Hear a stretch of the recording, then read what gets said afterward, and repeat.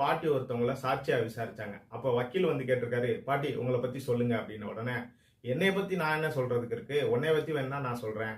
நீ சின்ன வயசுல பெரிய திருட்டு பைய. எல்லா வீட்லயும் ரூ. 5 ரூ. 10 திருடிருவ. இப்படிதான் பண்ணையார் வீட்ல போயிட்டு ஒரு ரூ. 100 திருடிட்டுன்னு உங்க அப்பன் புடிச்சு உன்னைய அடிச்சு டவுன்ல கொண்டு போயிட்டு படிக்க வச்சான். இப்ப நீ லாயரா வந்து இங்க நிக்கிற" அப்படின்னு சொல்லி. உடனே இந்த லாயருக்கு வந்து பெரிய அதிர்ச்சி.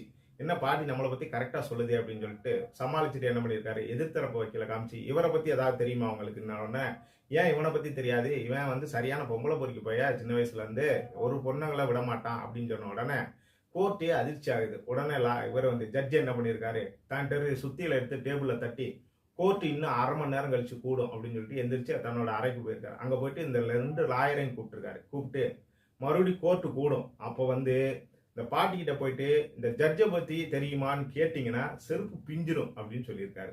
சோ இந்த ஜட்ஜி என்ன பண்ணியிருப்பாரு சின்ன வயசுல அப்படிங்கிறத கமெண்ட்ல சொல்லுங்க.